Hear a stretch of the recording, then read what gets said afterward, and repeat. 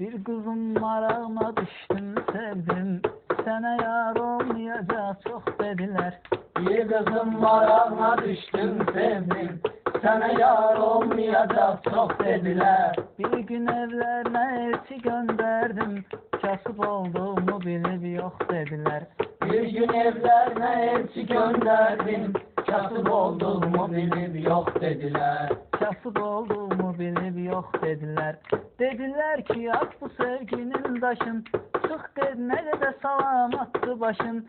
Ne evin var ne pulun var ne maşın, 3 gün atsam bir gün tok dediler.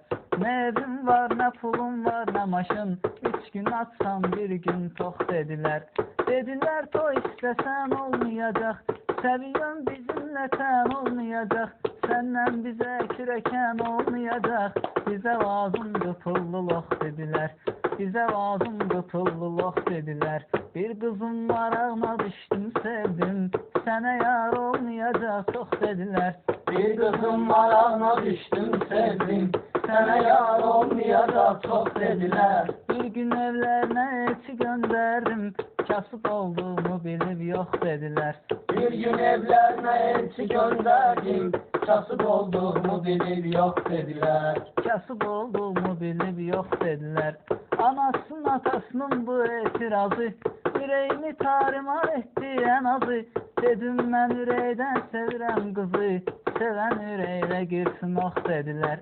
Dedim ben yüreğden sevirem kızı, seven yüreğine girsin oh dediler. Ele bir yare salmışam ki meyil, ne bileydim axı kısmetim değil. Gittim evlerine girdim elimde gül, onu da bir yerime sok dediler. Gittim evlerine girdim elimde gül, onu da bir yerime sok dediler. Bir kızın marağına düştüm sevdim, sana yar olmayacak çok dediler. Bir kızın marağına düştüm sevdim, sana yar olmayacak çok dediler. Bir gün evlerine elçi gönderdim, kasıp olduğumu bilip yok dediler. Bir gün evlerine elçi gönderdim, kasıp olduğumu bilip yok dediler. Kasıp olduğumu bilip yok dediler.